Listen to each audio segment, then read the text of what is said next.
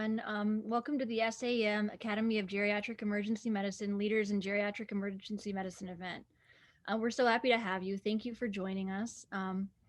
My name's Surya Ahmed, and I'm one of the PGY5 Emergency Medicine Internal Medicine residents at SUNY Downstate in New York. It's my pleasure to co-host tonight's presentation with Dr. Sean Liu, the Associate Professor of Emergency Medicine at Harvard Medical School and President of AGEM. Today, we'll be celebrating leaders in the field of geriatric emergency medicine, the wonderful things happening in the field, and inspire you to get even more excited than you hopefully were to start. Also, to consider the importance of mentors, collaboration, teamwork, and our own personal stories and journeys. I'm very excited about what the future of this field has in store. As we begin today, please think about any questions you may have for our panelists. And once we get into the breakout sessions, feel free to ask them out loud. You can use the chat box or unmute yourself during the Q&A portion. And this presentation is being recorded and will be posted to the AGEM community site following today's session. And I'll now turn it over to Dr. Liu. Thanks. Great. Thank you so much, Dr. Ahmed. You've been a fantastic addition to our subcommittee on AGEM Outreach, and just goes to show that the leaders are being developed in our group and taking off and becoming rising stars. And basically, Dr. Ahmed wanted to be involved in AGEM and basically started coming to our subcommittee meetings. And now she's here organizing and leading national talks. So thank you for all your work on this. So to all the people who are here, thank you so much for taking the time. I know it's a busy time and a crazy year, but we just want to exhibit all the fine leaders we have in geriatric emergency medicine. And really what was challenging was coming up with a limited panel because we could have 30 people on this panel. But we wanted to highlight the people who are superstars in our field. And I believe we even have one of the pioneers, Dr. Lowell Gerson here in our audience somewhere, who we owe much of our careers to. So thank you for inspiring many of us. We will start this meeting with Dr. Hunold and Dr. Davenport, who are co-authors on the RAMS Roadmap to Geriatric Emergency Medicine. So this is a publication that was designed for the residency group about how to actually create a career in geriatric emergency medicine.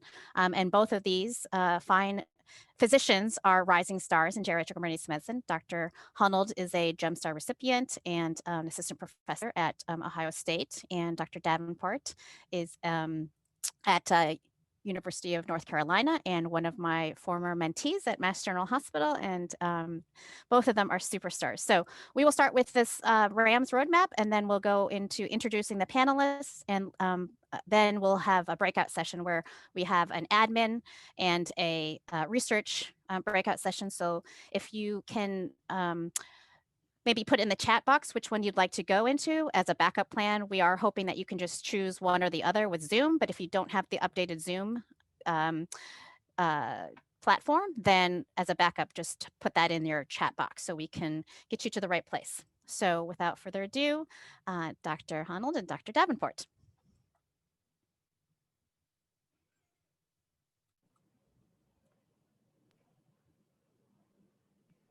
So as Dr. Liu mentioned, we are going to introduce the geriatric RAMS roadmap to geriatric emergency medicine. So just briefly, next slide.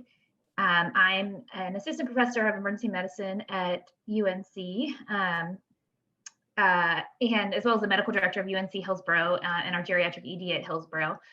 We'll talk a little bit more about this, but why geriatric emergency medicine for me?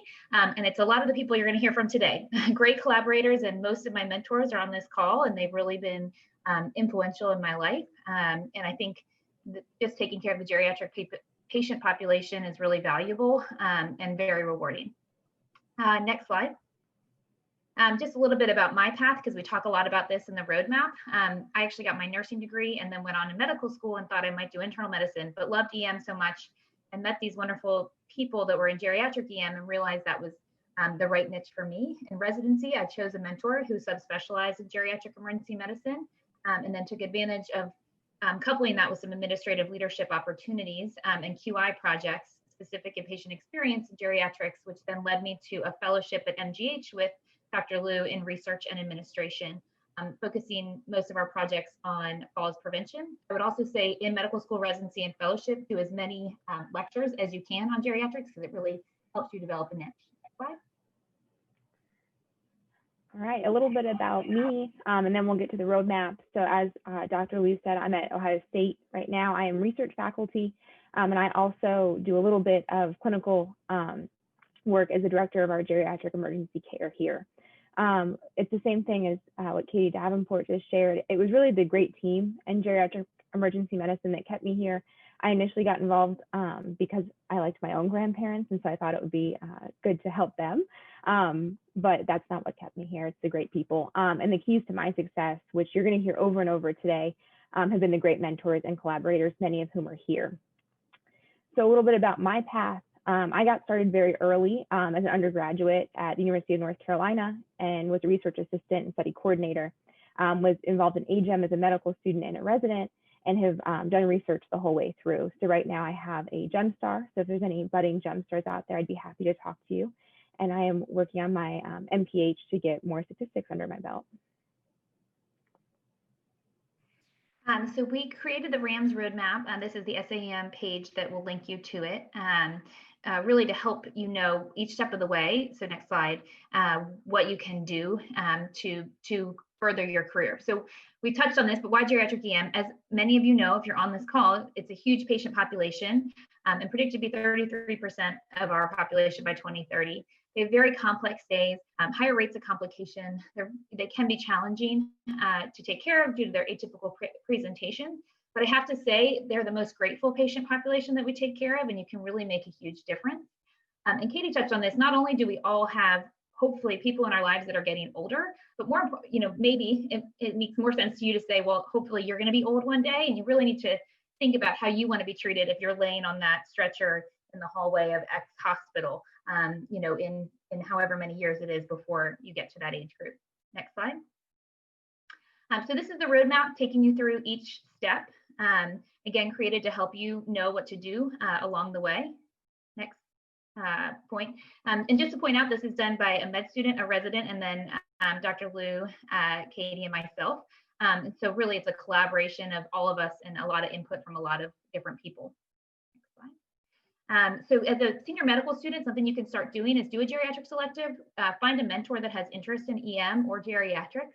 Think about getting involved in a geriatric specific research project, either by applying for an MSTAR or doing a QI project. I think the most important thing on this slide is joining a national geriatrics group. So getting involved early in AGEM, SAEM, or ACEP, the GEM group, and then looking for residency programs with strong geriatrics. Next slide. All right, so as a resident, you're going to hear themes similar to the medical students, and this is all outlined in the roadmap, so I'm going to go through it very quickly. But anything that you can relate to geriatrics, we recommend doing so. So your residency, QI, or scholarly project. If you have to give a didactic presentation, you could pick a geriatrics topic. Similar to the medical students, you can join the groups on the national level. You can also attend those national meetings, and there's even a scholarship available for both residents and medical students to attend AGEM, hopefully when we're back in person one day after COVID. And then you can start to think about what you might want to do after residency. So as a senior resident, you might have more elective time, and maybe you can do a geriatrics elective either at your own institution or somewhere else. You can continue with those projects, and then you start thinking about applying for the next step, which for a lot of people is fellowship. As you have heard a little bit from me and Katie, you don't have to do a geriatric EM fellowship to be in geriatrics. There's research out there, there's admin, and all of those can be tailored to a geriatrics focus. But of course, there's the geriatric EM fellowships where you get lots of focused geriatric training. Those are 1 to 2 years with or without an advanced degree, and each one is a little bit different and has a special focus, and you can link to those from the roadmap or the SAEM webpage. And then the last 3 things that show up on the roadmap homepage are links to many of the things that we discussed under resources, more background information, and then it finishes with insider advice. And a lot of the insider advice that's in the roadmap, you're probably going to hear right from the source today, which is going to be really exciting. So get those questions ready. And that's all. We're happy to answer questions, but I think we should probably get to our insider advice from the experts, but you're welcome to contact me afterwards if you have specific questions about our presentation. Great, fantastic. Thank you, Dr. Buck and Dr. Davenport. So now we'll go into just the panelists introducing themselves. I think we'll start with Dr. Shenvy, Christina Shenvy, who's an assistant professor at UNC and assistant residency director and founder of the Geri EM podcast. Why don't you introduce yourself, Dr. Shenvy? Thank you, Sean. So my name is Christina Shenvy. I'm at the University of North Carolina, and I did residency here and then stayed on and did a one-year fellowship in geriatric EM. And I think at the time we were the 4th place in the country maybe that had a geriatric EM fellowship. And then during the fellowship, I applied for and received a GEMSTAR award. I did a project researching alcohol use in older adults in the ED. And then around the same time, I started blogging with Academic Life in EM on geriatric topics, and then launched the GEMcast podcast, where I would interview people on various different topics related to geriatric EM in different specialties, pharmacy, nursing, all sorts of different folks. So from that, I've been able to teach on the topic at a lot of different platforms and different places. And that's been a lot of fun being able to bring geriatric EM to other places that don't have as many faculty who are as versed in it. Thanks, Sean. Great. Thank you, Dr. Shenvy. Next, we'll have Dr. Tony Rosen, who is an assistant professor at Cornell and who I think had a life before medicine in a startup company. But ever since he's become a physician, he has been doing elder abuse and has done multiple grants had a GEMSTAR, had an M-STAR, and a K award and an R award. So Dr. Rosen. Tony? He's there. There you go. Tony Rosen. You just need to unmute. Yeah, unmute, Tony. Were you in a tech startup, Tony? Yeah. That's why he went into medicine. Right. I understand. It all makes sense now. Backup plan, backup career. Okay, Tony, are you okay? All right, we'll go to Dr. Kennedy for now until Tony can work out his technical glitch. Dr. Kennedy is our director of geriatric emergency medicine at Massachusetts General Hospital, and assistant professor here at MGH, and a fabulous leader in geriatric medicine, and is the ACEP president-elect of the GEM section. Thank you, Sean. I actually wanted to give reflections. I'm going to tell a little bit of my roadmap with a few stories and hopefully stay under those 3 minutes. But my reflections, 3 are general reflections and 1 is about the geriatric EM community. The first sort of comment is that throughout your career, think about what motivates you and come back to that and make sure you're staying true to that. The second is the importance of taking time to reflect on your career, whether you're at a crossroad or whether you're on a path like mid-residency, just taking that time for reflections. The third is engaging others in reflections about career opportunities and where you are in your path, because that can really help you in your next choices. And then the last one is just the community of geriatric emergency medicine is amazing. Between both the Geri EM leaders and the geriatricians you get to interact with, is just an extraordinary place to be. So I actually went to medical school via being an IRB administrator, so that person that the researchers here hate. And when I was interviewing for medical school at one of the sites, I had a physician take me through the emergency department. And he just grabbed my bag, he put it down, he's like, just come see patients with me. And afterwards, when he and I spoke, he explained to me the reason he did that as part of my medical school interview was he wanted to see if I really wanted to take care of patients, because I was taking a career transition, and he wanted to know, do you want to become a physician to be a doctor, or is this just another way to continue in your research career and administrative career? And I told him without question, I wanted to be a doctor. And I keep coming back to that. I am here to be a doctor and to take care of patients. Geriatric emergency medicine is an area that I love, but reflecting back that I want to be actively taking care of patients helps me reframe and refocus on my life. I got into geriatric EM through a research opportunity at the end of my third year. I had the opportunity to do a research project into delirium. And it was just this moment where I said, I've gone through 3 years of residency and have very little focused education about the care of geriatric patients, despite the large proportion of patients that I care for that are over the age of 65.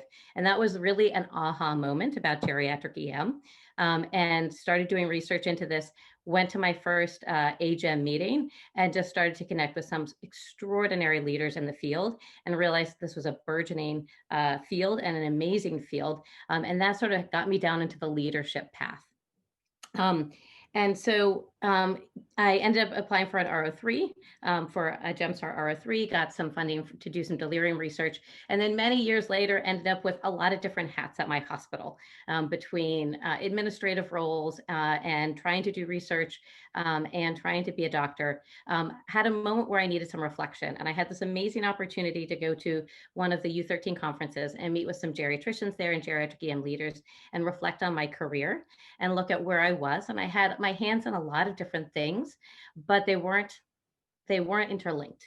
And it gave me an opportunity to think about where I wanted to go and what were my next steps. And having help from others to reflect on my career and where I wanted to go and the time to think about where I wanted to go, I took that pause and then had this amazing opportunity to join Sean at MGH and lead our division of geriatric emergency medicine, and work both locally and nationally on improving geriatric care for older adults.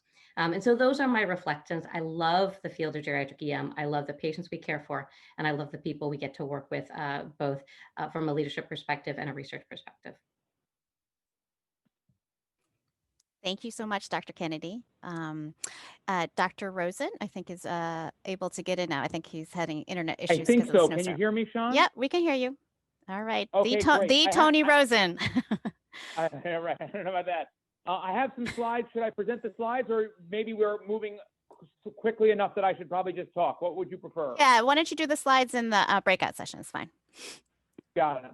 So basically then, my name's Tony Rosen, as Sean mentioned. I'm an ER doc at Cornell in New York City.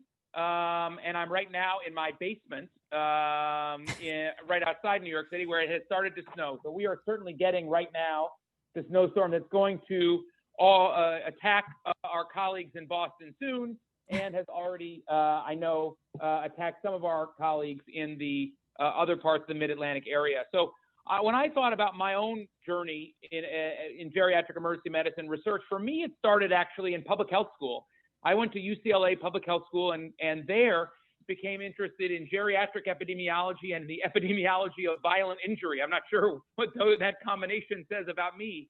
When I arrived at Cornell as a medical student, as a first-year medical student, I actually pursued an MSTAR summer scholarship focusing on geriatric research. And so really, just as Maura and others got very, very interested in older adults, and it was clearly the population that I felt I wanted to contribute to caring for. But as a third-year medical student, I discovered the ER, and I discovered just how much I loved the teamwork and excitement and perhaps even chaos that we care for our patients in the emergency department. And so when I went to residency, and I went to residency at New York Presbyterian, I selected our residency program for a few reasons. The first was that it gave me the opportunity to continue on with my primary geriatrics mentor, who I'd worked with as a medical student. And also, Cornell was the first place to be offering a geriatric emergency medicine fellowship and to have, additionally, because of Michael Stern's leadership, a lot of additional interest in innovation in the care of older adults. And additionally, it was a 4-year residency program, and so I thought it would give me the opportunity to develop a niche. Also, what happened while I was a resident, and I was reflecting on this a little bit when I prepared these few minutes of thought, is that actually AGEM was led by Tim Platts-Mills and then Jeff Caterino. And I believe it was Jeff that decided that it made sense to add a resident representative to the AGEM Executive Committee. And so I learned that at the SAEM annual meeting and applied to be that resident representative. And that was my real introduction to the extraordinary mentorship and support inside the geriatric emergency medicine community. And I'm really, really, really lucky to have been the beneficiary, as many of the folks on this call are, from a lot of more senior folks and their real extraordinary experiences. In fact, I will share this slide, if it's okay, because it just shows that all of us in geriatric emergency medicine are standing on the shoulders of the giants, including Dr. Gerson, who's come before us and who's shared with us their grant applications and supported us and provided advice to us at meetings.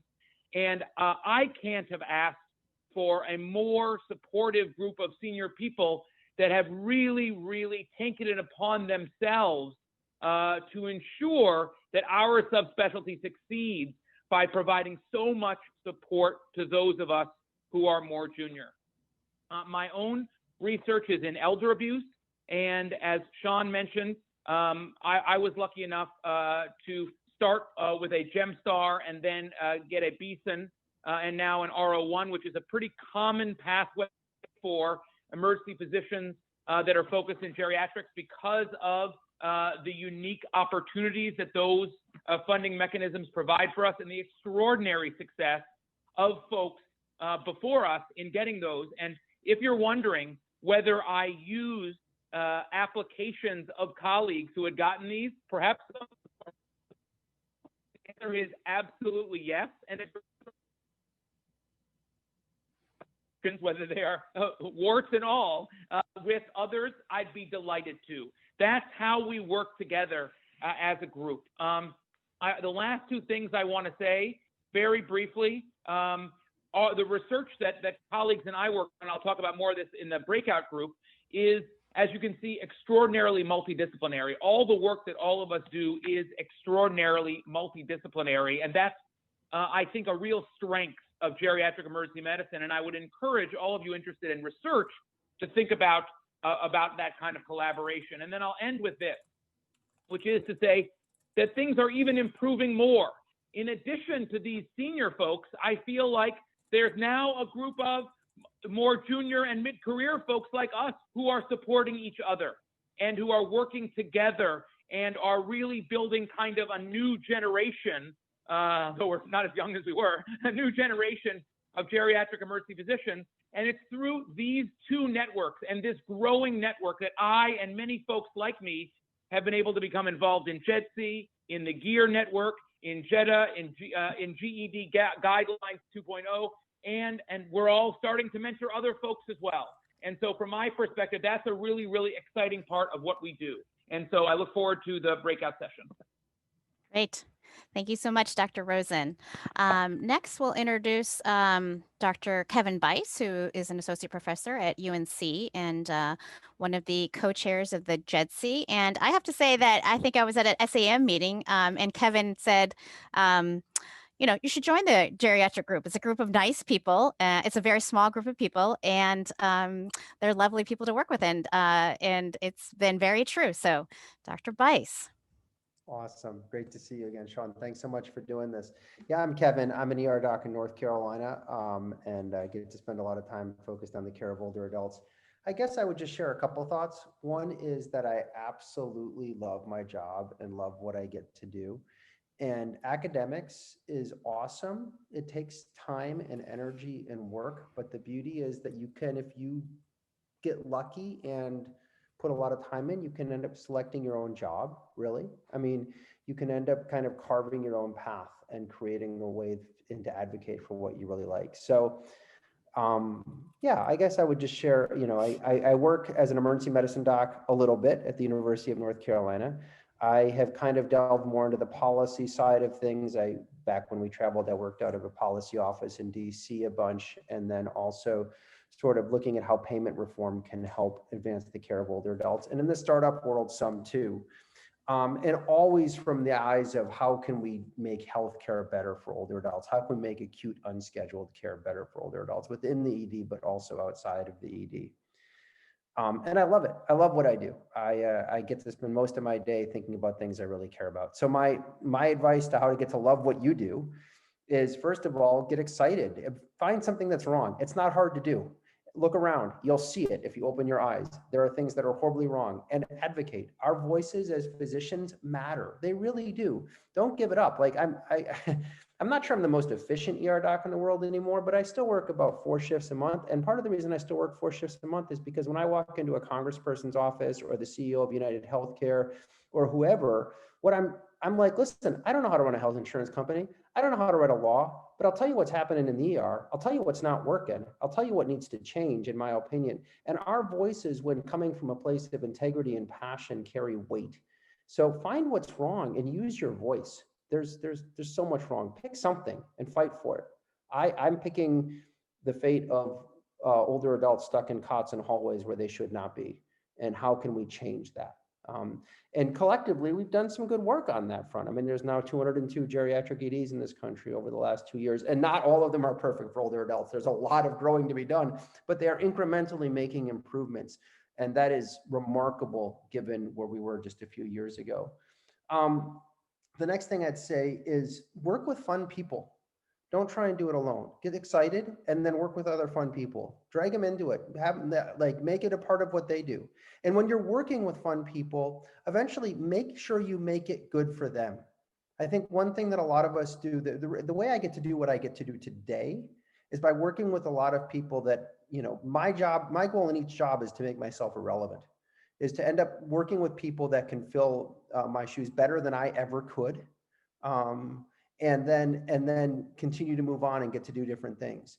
But the only way you get to do that is be passionate about what you do, work with fun people, and then make it good for them, empower them, advocate for them to get paid, figure out how you can make what a good deal for everyone. And all of a sudden, it's not you trying to take on the world, it's you and all your friends trying to take on the world. That's a heck of a lot more fun. Those are my thoughts for now. My final thought, I guess, strategically, maybe more to mid-level place, is figure out what tailwinds you can use to advance your cause. So we all have strong passions, but what part of the ill fate of geriatric patients in the ED is most likely to resonate with your C-suite? Figure out what that is. And all of a sudden you can begin to get the resources and momentum you need to really make change and to get your friends buy down time to make change. And all of a sudden you can really begin to make a difference. So get passionate, don't do it alone, make it fun, make it good for the people around you. It's a good career.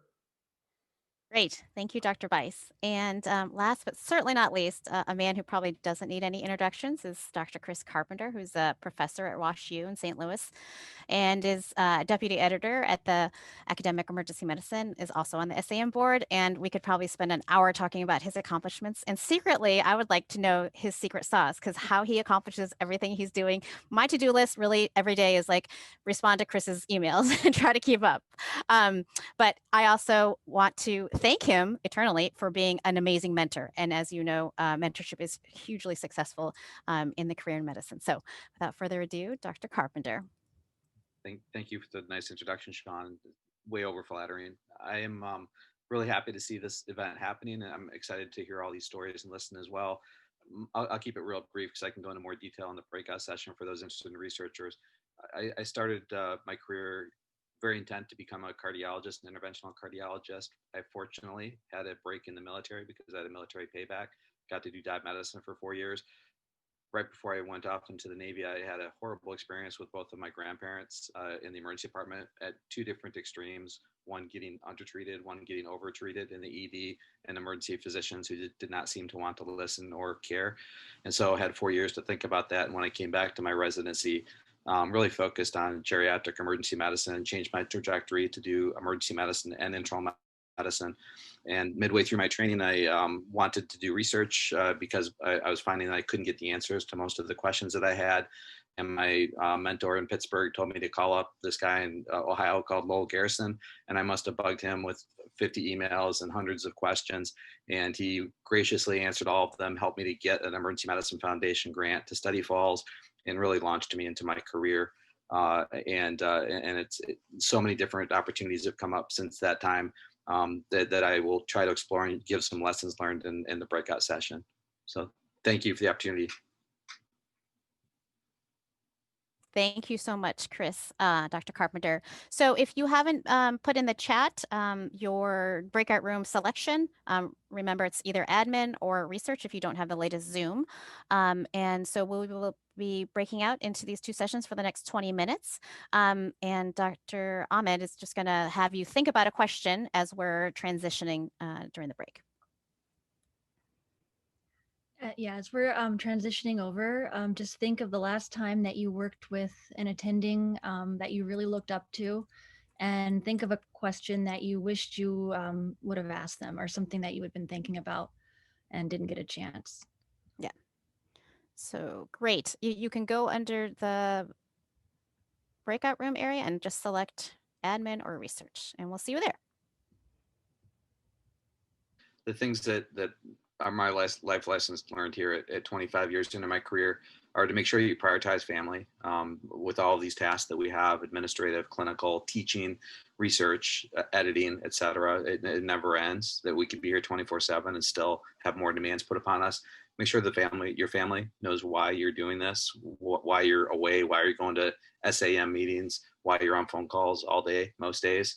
Number two, contemplate opportunities for collaboration and choose wisely, because the further you get in your career, the more successful you are, the more people are going to come to you with opportunities to collaborate. Use disruptive innovation too as a task or a production motivator or multiplier, because there's going to be opportunities to double dip and use skills. For instance, developing guidelines to also write systematic reviews on the same topics, editorials on the same topics, all of which can add to your academic productivity. So look for production multipliers and think really outside the box with every activity you do. How can I take advantage of this multiple ways? And then really understand the value of your work at your institution. Do they value presentations to the residents, presentations nationally, abstract presentations at meetings, papers, or is it all about grants? Everybody respects grants. When it's money coming in, everybody likes that anywhere, but how much do they value the other activities that help you get to those grants? So understanding that from day one can be really helpful to your career. That's what I've learned. Yeah, great. Thank you, Chris. Did you want to do your slides? Do you want to present your slides at this I can point? just Or show do you... people some of my path if, Okay. if people want, if it stimulates some thought. Let me share my Yeah, screen. that would be great. So I just did put a couple slides together, and this is from one of our national meetings early on. I will say, as excited as I was about geriatrics early on, I went to my first meeting at SAM in 2002, and there's four people in the room, Lowell Gerson, Manish Shah, Scott Wilbur, and me. So I wasn't sure if this geriatric thing was really going to work out. So I'm glad that there's a lot of people on the call today. So this is a kind of a summary of my career timeline and how the opportunities have popped up, both funding wise in red and production wise, and some of the ways that I've used those to shape some of the leadership positions at the bottom that have opened up as a direct result of some of these opportunities and the productivity. One of those was to lead a consensus conference in 2007 on the concept of knowledge translation. And this is one of the products of that has really sprung forward into getting me to the NIH to lead a group of implementation scientists to develop a framework for implementation science. How do we get from what we know to what we do?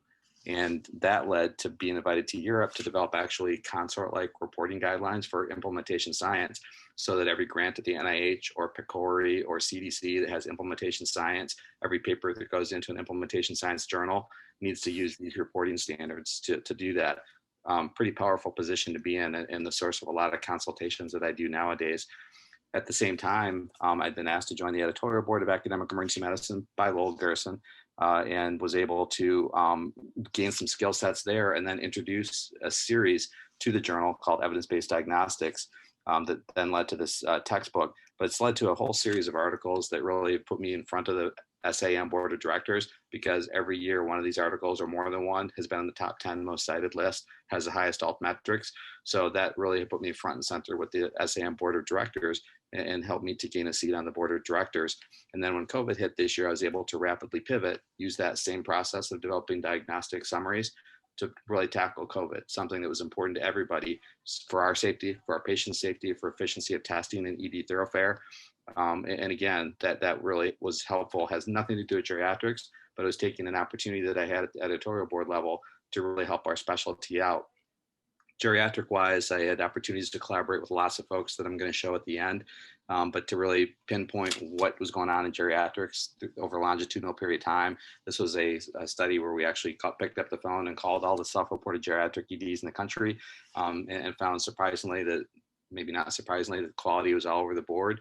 This was a precursor to the guidelines that really led us to, we really need a standardized process, something written down that we can refer to when people are saying they're doing geriatric emergency care. What do they mean by that, and what should they be following? And so I was kind of thrust into the position with EULA to really put these first iteration of the geriatric ED guidelines together and invent the process and the product. And we were able to do that. Then talking to Kevin Bice, we figured out that just writing this is not going to be enough. We need to figure out a way to get this to the masses and accelerate knowledge translation uptake. So Kevin and EULA put together the grant for the GEDC, which continues to this day and really acts as a catalyst to get people to read the guidelines and put them into clinical practice.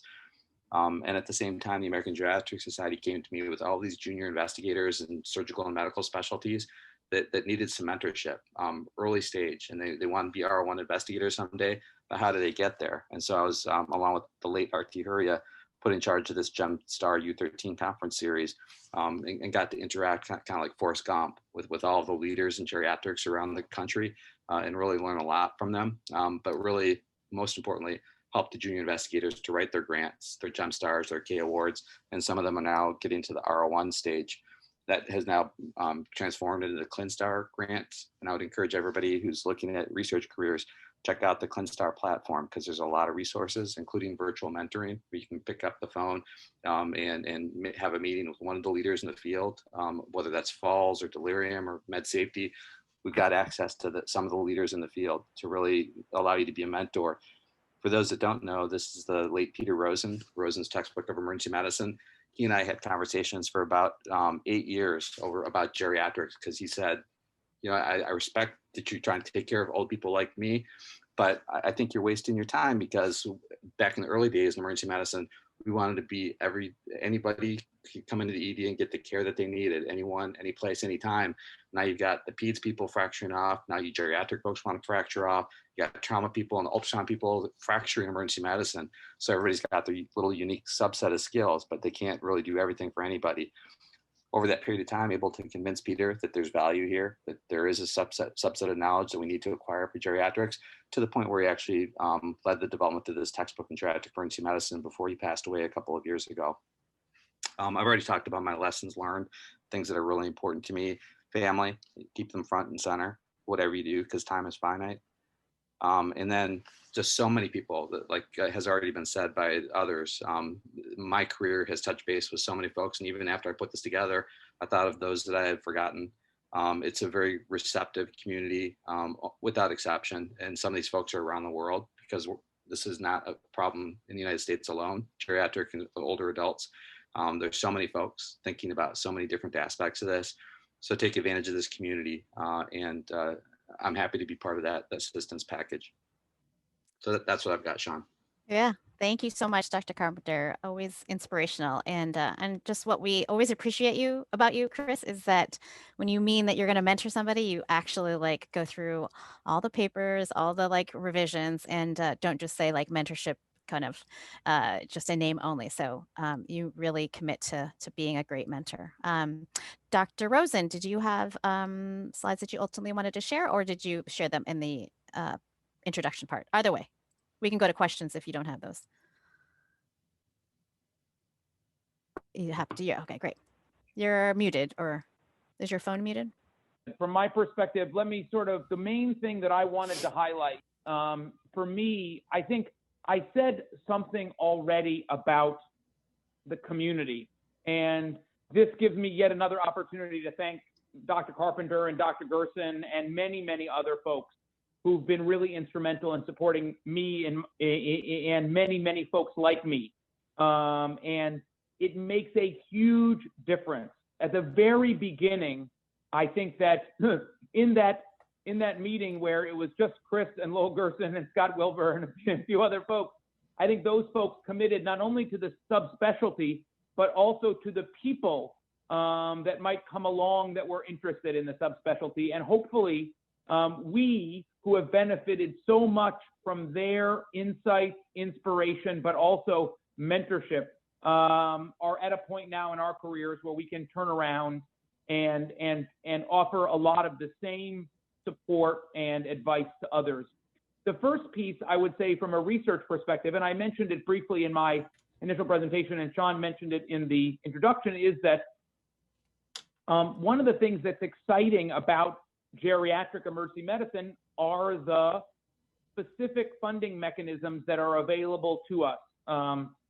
The so-called RO3 GEMSTAR, which Jeff Caterino told me, he goes, Tony, it's a bridge to a K award. And I think that's a nice way to think about it, that it's almost like a pre-K award. And then there is the Beeson Award, which some folks call a K award on steroids, or it's a K award with more funding that, again, is specific to geriatrics. And both of these funding mechanisms have been very successfully in order identified and won by many different folks in geriatric emergency medicine. And those specific funding mechanisms have been a key part of moving geriatric emergency medicine research and researchers forward.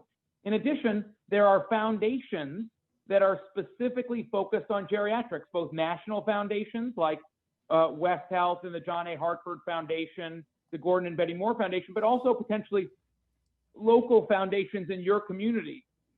And so in addition to the kind of research funding that you might be able to find as an emergency medicine researcher, I think there are additional opportunities in geriatric emergency medicine. The other thing I'd say, and I feel a bit like Chris Carpenter as Forrest Gump as well, but just as the geriatric emergency medicine folks have been really supportive of us, so have the geriatric folks and the folks at NIA.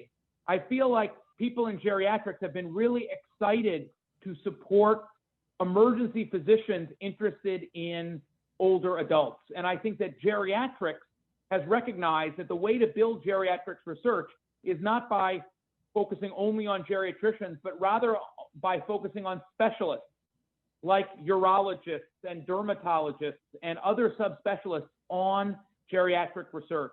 And I'll share a brief anecdote that I think is inspiring, which is I was on a bus with an NIA person and several other people, and a dermatologist said, how do I launch geriatric dermatology? What do I do?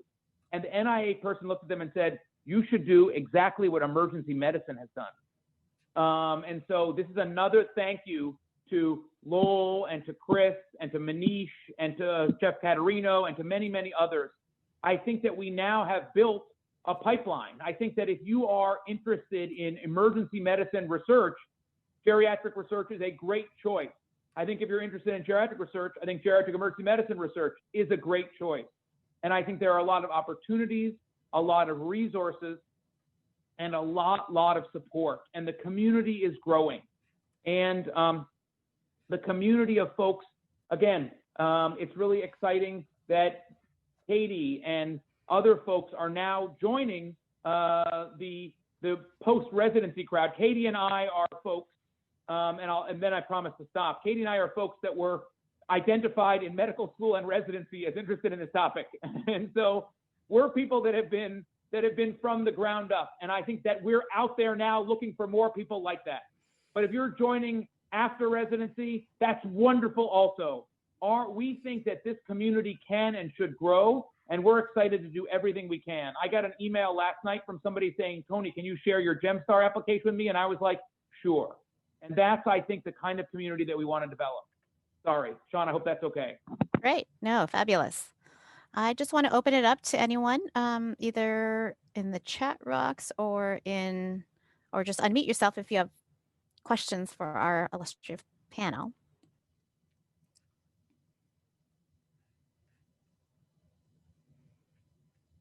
If not, I will ask certain questions. Go ahead. Yeah. Hi, Dr. Gerson. Hi. This has been wonderful, the presentations. I'm really pleased, and it's certainly, I'm certainly grateful for how far geriatric emergency medicine went.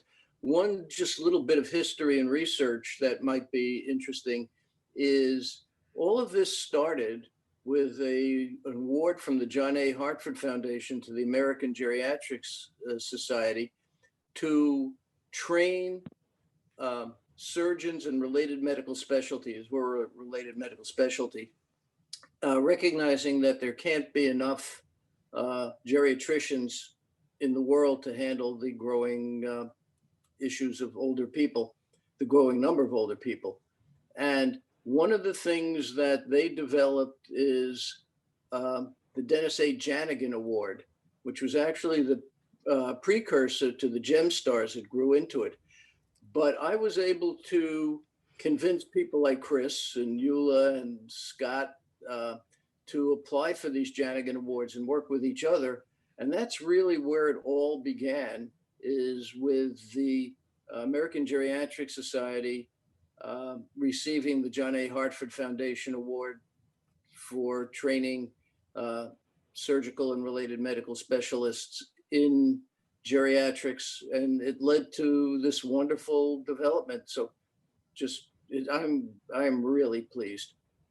Yes, thank you, Dr. Gerson. For those of you who may not have met Dr. Gerson, he really is probably the pioneer and creator of our specialty.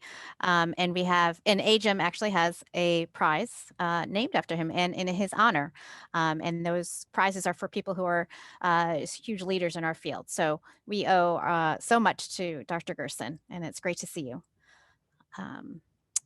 And just in the chat, Dr. Carpenter's highlighting a link to Dr. Rosen's talk or SAEM publication about the impact of the Janigan and the GemStar within emergency medicine. So that goes into how productive those people who have gotten those grants are.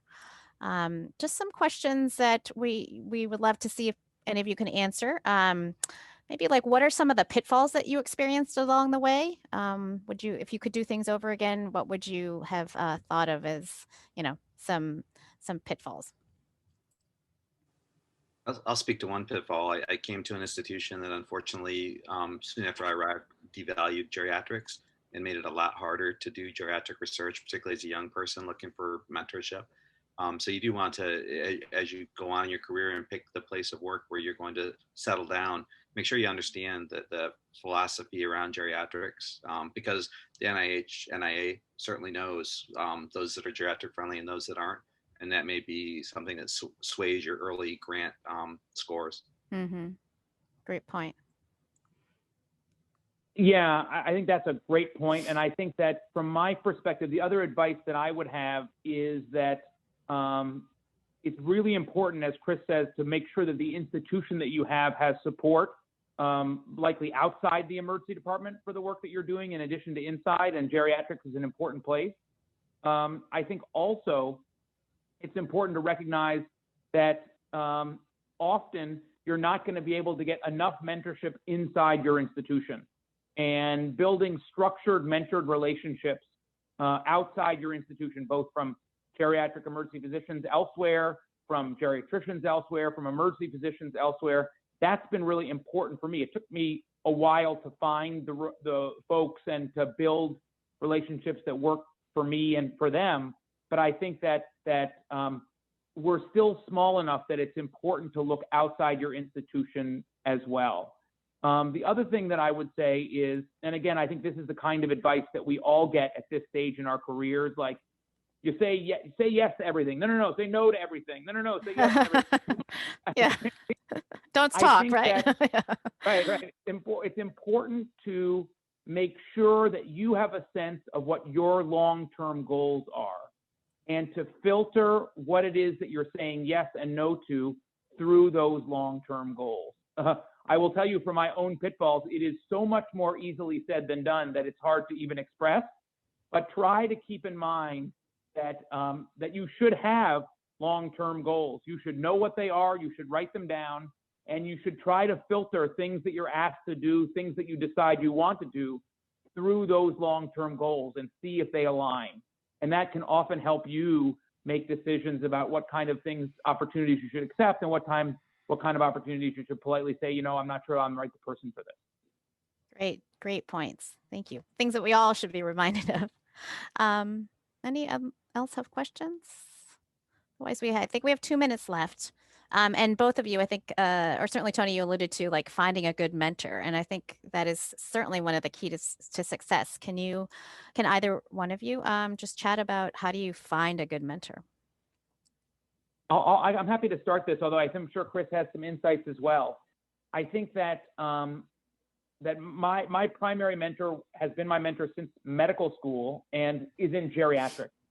And for me, I think that obviously we look for mentors that are very strong in their field. Particularly in research, we look for mentors that have a long track record of publications and a track record of grant success. But I think the thing that is really, really important is we need to look at their track record as mentors. And so I always encourage colleagues when seeking out mentors to ask their other mentees what their experience has been and to get a sense of their skills as a mentor, and also, and again, I think Chris is going to have a lot to say about this as well, but also to do your very best to really define the relationship with the mentor and the expectations, both of you and of the mentor, as early as possible. And as the mentee, and I've been the mentee in most of this, really work hard to fulfill those expectations, because I think that's a really, really important part of it. But I can't tell you, for me, how important not only my primary mentor, but all of the mentorship relationships that I've benefited from. It's been just absolutely centrally critical for some of at least the successes that I've had. Chris, what are your thoughts on that? We have like 30 seconds left. Sorry. Thank you, though. Oh, sorry. I knew that we're going to run out of time. I uploaded a paper from Lessons Learned from GemStars that deals a lot with mentorship and mentor-mentee relationships, probably more than I can say in these next 15 seconds. Oh, great. But anybody who wants to email me, I'm certainly happy to answer that question offline. I've fallen on my face plenty of times with the mentor relationship, so I've got a lot of lessons learned. Great. Same here. Thank you. Same here. And please, if you don't have our email addresses, I'll put mine in the chat now. Feel free to reach out to us. Thank you, Dr. Rosen, Dr. Carpenter. Fantastic advice. I learned a lot. We will always, have you to thank for being leaders in this field. So yes, we will just transition briefly back to the main room and just wrap up. But thank you again. Excellent. Great. Thank you so much. We were still talking and having a good discussion. We were forced to come back to this. Of course, I know. We could go on. It's like a cocktail party. It's like a reverse thing where the research people bring the administrators back, and this is the administrators stop talking. It's sort of through the looking glass, I think. Great. Well, thank you so much. I actually look forward to the recording for the admin groups, since I'm sure it sounded like it was a party. Dr. Ahmed, can you just share? Great, the slides. Awesome. Well, wonderful. Thank you so much. I know how busy everyone is. It's a holiday season. There's something like a COVID pandemic going on, and we don't have school or daycare, and now we have a snow day tomorrow. So thank you so much for, or at least on the East Coast. Thank you for taking the time. We just want to plug being involved in AGEM. So you've heard about all these amazing leaders and their pathway and their roadmap. And many of them are huge leaders in AGEM. So if you have not gotten involved thus far, join AGEM. So there's the www.saem.org and AGEM. There are many people that are from outside of the US and outside of Canada. And if you would like to be part of AGEM, you just have to join SAEM. And you can, even if whatever country you're in, there's a World Bank tiered prorated sort of admission fee or membership fee, I should say. So hopefully we can see you at our business meeting in the spring. We also just want to plug that January 4th, there is a deadline for abstracts, and we would love to have geriatric abstracts submitted. We also have AGEM subcommittees, the membership and outreach, the awards and subcommittee communication, and the didactics that we meet monthly. Many of you are on the monthly calls and do huge amounts of work for us. So just email me if you're interested.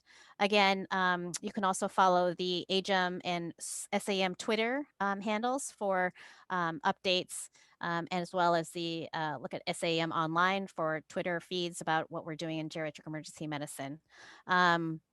Also, Maura is in the chat putting in things like how to be involved in the JEDC Collaborative, and also there's groups of people that are highly involved in the Geriatric Emergency Medicine section for ACIP.